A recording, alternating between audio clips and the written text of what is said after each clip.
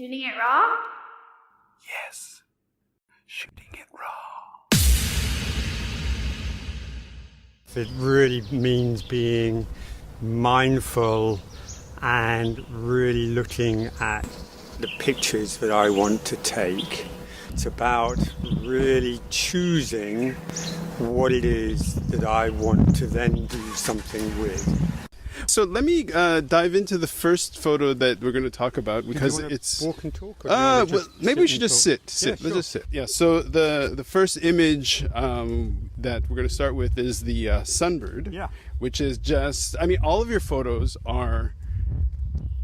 I mean, if this is a podcast, so hopefully people will go check out the images on the website or on YouTube or whatever. But the sunbird is amazing. Why start with that image? I mean, you got so many incredible wildlife shots. Why the sunbird? I think the reason I chose that one is because it marked a step in my development as a photographer. Oh, wow. So I started as a photojournalist, but then I went into media and was sales and marketing at The Economist, and sort of I picked up a camera, but I really wasn't doing much photography. And in 2018, I left Reuters and began being full-time retired, if you like. Right. And so took up my photography again. That's when I began the daily blog. And that's when I realized, right, what do I need to know? And actually, when you really, I think the big difference for me coming back to the idea of everyone being a photographer and the idea of being a professional photographer is the ability and the time and the knowledge you gain from doing it full time with an idea to learn as much as you can about how to make the best image. Right. And then that's where I got to with that sunbird, because it was a case of, okay, one of the first things you have to do is you can walk around, and I certainly do take a lot of pictures walking around, but actually going to where the prey species is, if you like, that you want to hunt. It comes back to hunting in a way. It's going to find it, and I knew that particular tree, that Hong Kong rose, at that particular time of year would attract the sunbirds. Sure.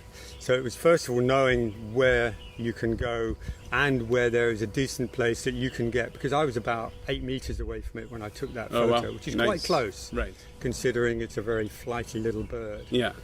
And I also went over a period of about almost 2 months to try and get that photo. Oh, wow. Yeah. So going very early in the morning before the sun's up, because the sun makes all those harsh shadows, or later in the evening.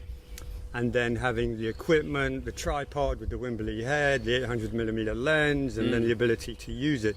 And it all came down. What I wanted to do was actually, and I used that image as the primary photo for my exhibition, was then do an exhibition. Okay. Which meant, how do I take a 6-centimeter bird and blow it up into a 2-meter print? Right. Wow. So then the bird became 35 centimeters big. Right. So it was, I suppose for me, that photo represents all of the expertise and knowledge, ability that I built on over the course of about, I suppose, 6 months of really trying to learn my craft. Right. And that was that image that I ended up with. I think that was probably January 2019, after about a year of doing my full-time blog and learning how to take better pictures. So kind of... What's the title of the blog? Wild Creatures Hong Kong .org. Right. Okay. So it's on Facebook. It's on. I do it actually as a daily email. A lot of people like having it in their inbox in the morning. I get a lot of feedback. Those are if you like, those sort of 2 or 3 different types of people. There's the people who are really connected, who want to see it every day, who write to me if the's a typo or if they can't open it or whatever, which is really nice. There's about 600 of those. Oh, wow. And then there's about 3,500 on Facebook who sort of look at it and like it and whatever. Some of them are not engaged. So from memory, or if you like, I can describe. I can actually describe what the image is, because for the people who don't know what a sunbird is, right? Like, it's actually a fork-tailed. It's a fork-tailed. It has to be specific. Okay, so the image here, it's in the landscape format. You have the full body of the bird across. What's nice, it's the shadows aren't harsh, so the lighting is very soft, and yet this bird has this beautifully curved beak and really bright, iridescent, almost turquoise head, and some highlights of turquoise in its tail. How else would you describe this bird? Like, for example, in this image, how would you, for somebody who can't look at it right now, it's a super close, super sharp, beautiful, beautifully composed image where the background is mostly a soft, out of focus green, and it's on what kind of rose? What's the rose? It's called a Hong Kong rose. I Hong can't Kong remember rose. the Latin name, but it's a sort of large, well, mid to large, bushy tree, Right. which a lot of birds just go crazy for. So it's yeah. a great tree to find if you're looking for birds. Sure. So the flower, it's flowering a little bit, and it's this hint of pink. I mean, your photos are always consistently arresting, and This one I wanted to actually point out that the thing for this for me was when you blow it up, okay, yeah. you can see the hairs just in front of its beak. Oh wow! And wow, given wow. that that's a 6 centimeter bird, I mean, I'm working on a 800 millimeter, and my depth of field at that point is about 2.5 centimeters. So you have to, I mean, the great thing about that is if you get the focus in the right place, you get that lovely bokeh, you get that lovely Yeah. blurriness, which allows then the subject to stand out. Yeah. And the colours, again, when you look at sort of the colour wheel and you look at the complementary colours and the contrasty colours, you know, the turquoise and the pink are really highly complementary, Oh, and for it sure. makes it more dynamic. And to So- see it as a large print, I mean, because in a way, it's what's interesting about your photographs, and it'll emerge, is that it's like it's seeing that's the beauty of photography. It's like it's when you see something that you couldn't see normally. You know, we couldn't see in that way, and then so you get these moments. The pelican one we'll go into later, but in this particular one here, where you're so intimate with this beautiful species of bird.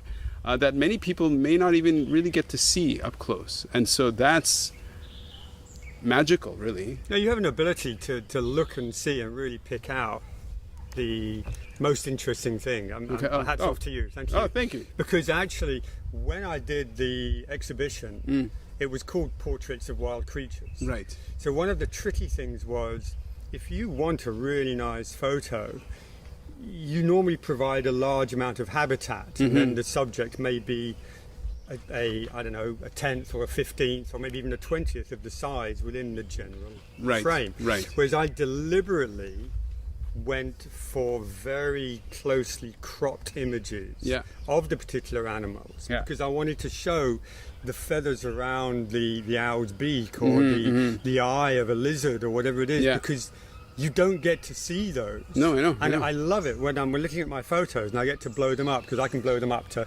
300%. Yeah. And you see things which you don't Yeah. normally. So thank you for bringing that up, No, because for it's sure. actually a key part, I think, of what I and that was what I was trying to do at that stage Right. of my photography. Right. Really was bring out those amazing details of nature. And I think I got a lot of feedback, like you point out, that people were seeing things that they'd never seen before, or did not know that animal existed Right. in Hong Kong. Right. Because I think at the end I had about 90 different species in that exhibition. That's So quite a lot. coming from North America, coming from Canada, when I saw this bird, I thought, oh, that must be a hummingbird. That must be because the iridescent head and then the beak, the thin sharp beak. It's not a proper hummingbird. No. But- I mean, actually, you can see it sometimes. It does actually, and the females too, they actually hover. But I think, I'm not sure of the entire species definition. I don't want to get in trouble with all the birders. But Right. I Get in mean, trouble. clearly they're quite different species. Yeah, Because for these sure. are sunbirds, and Yeah. sunbirds have their own species Yeah. denomination. And I've definitely seen them in the wild, right? And I do photography as well. And it really, looking at your images compared to what I can can capture. There's such you're so clearly are dedicated to getting close and intimate and really seeing a side of these animals that people don't normally see, which is actually a gift, really. I mean, it's amazing. anything else you want to add to this about this particular image? No, I mean, there's always that serendipity. There's always that bit of luck. Because when you look at the image and his beak, because it was shot against actually the building up there, so you've got this white wall which also reflects some light back, which I'm looking for. So it's deliberate.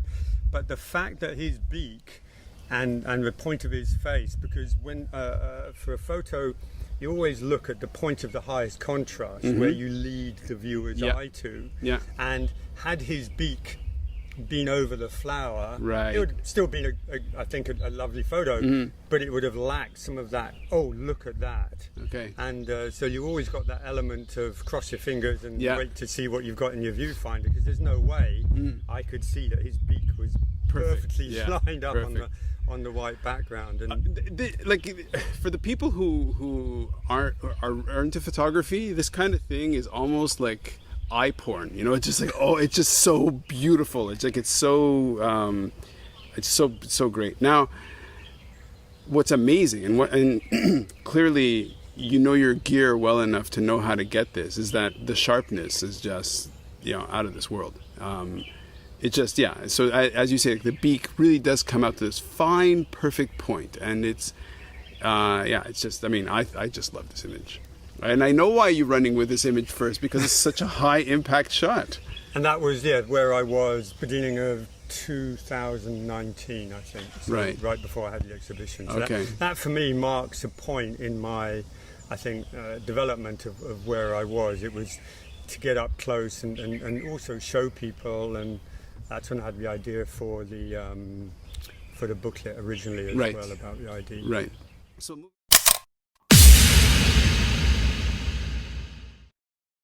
So is life really a gift? Really? Can you make every second count? That's the whole point of the podcast. So if you like what you've seen and you're inspired, because that really is my mission, then please give it a like, subscribe, and share. Shooting it raw? Yes. Shooting it raw.